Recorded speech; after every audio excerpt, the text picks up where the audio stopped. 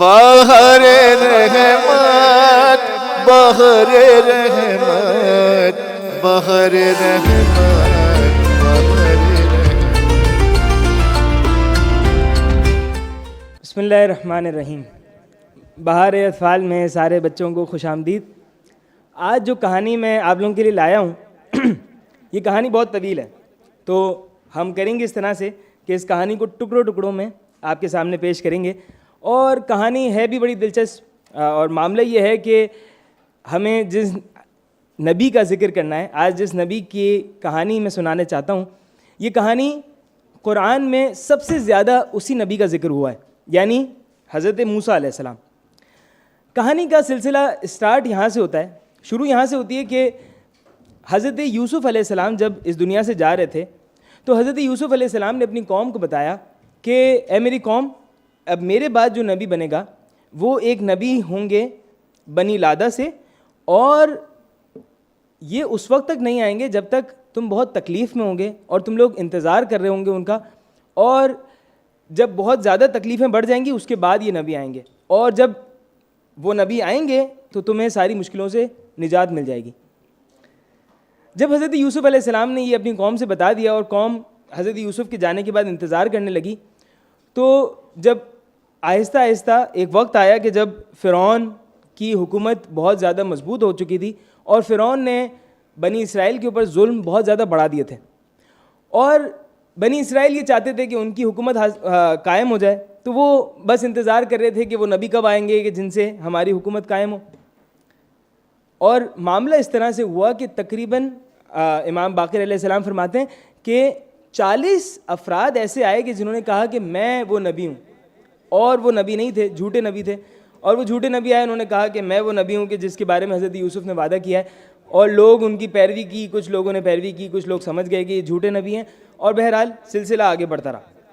یہاں تک کہ فرعون کو یہ بات پتہ چلی کہ بنی اسرائیل اندر ہی اندر اپنی قوم کے اندر ایک ایسے شخص کا انتظار کر رہے ہیں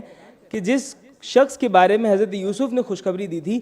کہ جب وہ آئے گا تب تمہاری حکومت قائم ہوگی، تب تم سارے مشکلات سے نجات پاؤ گے۔ اور فرعون کے درباریوں نے بھی اس کو بتا دیا کہ دیکھو جب وہ نبی آئے گا تو اس کے بعد تمہاری حکومت باقی نہیں رہے گی۔ فرعون نے یہ فیصلہ کیا کہ اب میں بنی اسرائیل میں کوئی بچہ پیدا نہیں ہونے دوں گا، جیسے ہی کوئی لڑکا پیدا ہوگا، جیسے ہی کوئی بیبی بوائے اس دنیا میں آئے گا تو ہم اس کو قتل کر دیں گے۔ اور اس کے لیے فرعون چونکہ بہت بڑا بادشاہ تھا، اس کی بہت بڑی فوج تھی، تو اس نے فوج کو اس کام پہ لگا دیا کہ بنی اسرائیل کے تمام گھروں پر نظر رکھو، اور جیسے ہی تمہیں نظر آئے کہ کوئی خاتون کے ہاں کوئی بچہ پیدا ہونے والا ہے تو تم انتظار کرو، اور جیسے ہی جب وہ بچہ پیدا ہو تو یہ دیکھو کہ وہ بچہ لڑکا ہے یا لڑکی، اگر لڑکا ہے تو اس کو قتل کر دو وہیں پر، اور اگر لڑکی ہے تو اس کو زندہ رکھ دو۔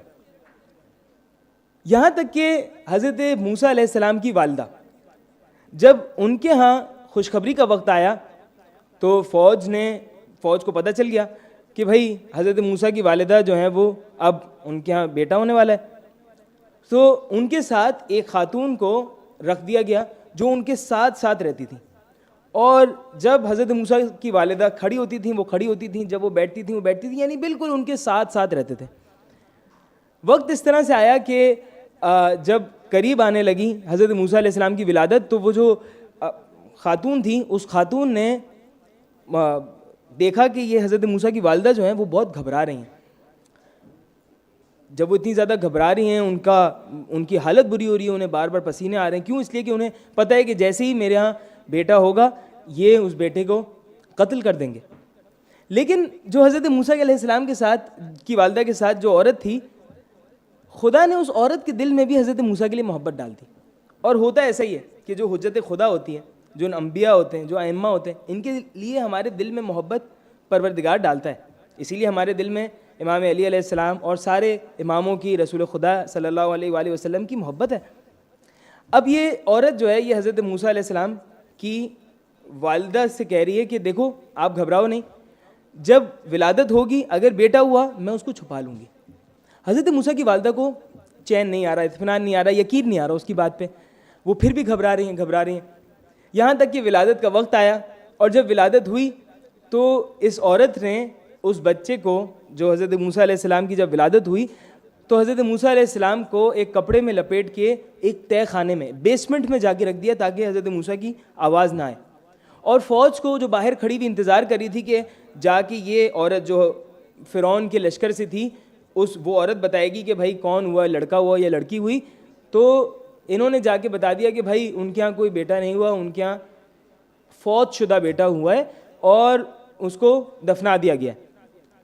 فوج واپس چلی گئی اور یہ خاتون نے اب اس بچے کو اٹھایا، اب پریشان کہ بہرحال بچہ تو ہے ہاتھ میں، جیسے ہی کسی کو رونے کی آواز آئے گی تو وہ آ جائیں گے واپس کہ یہ تو جھوٹ بولا تھا۔ حضرت موسیٰ علیہ السلام کی والدہ کو خدا نے وحی کی کہ اے موسیٰ کی والدہ، اس بچے کو لو اور اس بچے کو دریا میں ڈال دو۔ اپنے بچے کو دریا میں کیسے کوئی ڈال دے؟ حضرت موسیٰ کی والدہ نے بہرحال خدا کے حکم پر ایک صندوق بنوایا، ایک چھوٹا سا ڈبہ بنوایا جس ڈبے میں پانی نہ جائے، ٹھیک ہے، تاکہ حضرت موسیٰ علیہ السلام کم از کم پانی سے محفوظ رہیں، اور اس صندوق میں حضرت موسیٰ علیہ السلام کو ڈالا، بند کیا، اور وہ صندوق دریا کے حوالے کر دیا۔ دریا کے پاس جب گئے، دریا پہ رکھتے ہیں وہ صندوق واپس آ جاتا ہے، پھر رکھتے ہیں پھر واپس آ جاتا ہے، یہاں تک کہ جب ہوا تھوڑی تیز چلی انہوں نے صندوق تھوڑا دور چھوڑا، اور اب جو دور چھوڑا تو صندوق اب واپس نہیں آیا، اب وہ دریا کے حوالے ہو گیا۔ جیسے دریا کے حوالے ہوا تو اب جو حضرت موسیٰ کی والدہ کا اب تک صبر تھا کہ بار بار صندوق آ جا رہا تھا، اب جب انہوں نے رکھا اور صندوق واپس نہیں آیا تو وہ گھبرائیں، ان کے دل میں خوف آیا، لیکن پروردگار نے ان کو سکون دے دیا کہ ابھی صبر کرو۔ حضرت موسیٰ کی والدہ نے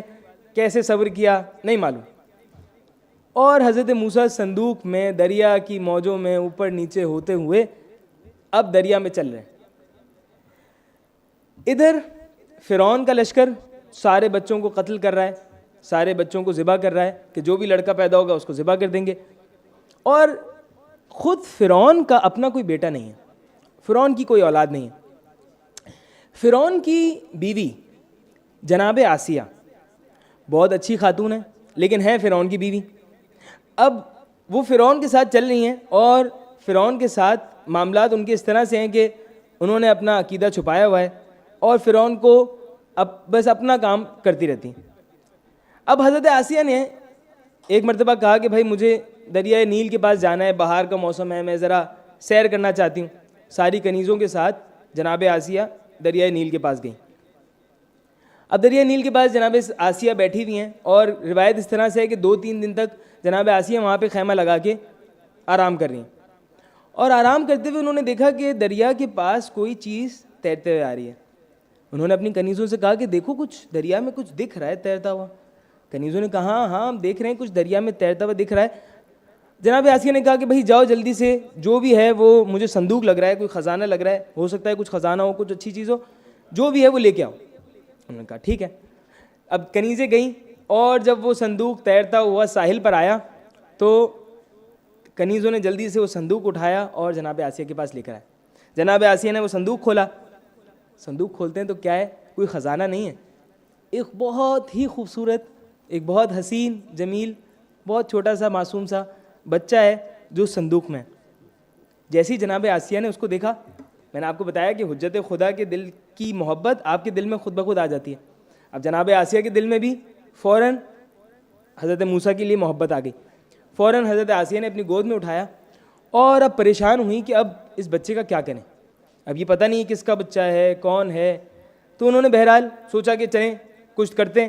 فرعون کے پاس لے کے گئیں، اور فرعون سے کہنے لگیں کہ اے فرعون، دیکھ ہمارا کوئی بیٹا نہیں ہے، ہماری کوئی اولاد نہیں ہے، مجھے دیکھ اتنا اچھا بیٹا ملا ہے، یہ خوشخبری ہے ہمارے لیے۔ فرعون نے کہا کس کا بیٹا ہے؟ جناب آسیہ نے کہا بیٹا تو نہیں پتہ کس کا ہے، لیکن اتنا پتہ ہے کہ دریا سے ملا ہے، اور اتنا خوبصورت بچہ ہے، ہمارے پاس رہے گا تو ہمارا کیا بگاڑ لے گا، ہم اس کو اپنا بیٹا بنا لیتے ہیں۔ فرعون پہلے تو منع کرتا رہا، لیکن جناب آسیہ کی بات پہ فرعون نے ایکسیپٹ کر لیا کہ یہ ہم اپنا بیٹا بنا لیتے ہیں۔ آپ نے دیکھا وہ نبی کہ جس کو قتل کرنے کی فرعون نے سازش کی تھی، وہ نبی خود فرعون کا بیٹا بن کے فرعون کے دربار میں اب پلیں گے اور بڑھیں گے. اب آگے سلسلہ جناب موسیٰ کی والدہ جو پریشان ہے کہ ان کا بیٹا پتہ نہیں کہاں ہے, اب وہ ان سے کیسے ملتے ہیں اور حضرت موسیٰ بڑے کیسے ہوتے ہیں, یہ سلسلہ ہم آگے کہانی میں سنیں گے. بہر رحمت بہر رحمت بہر رحمت بہر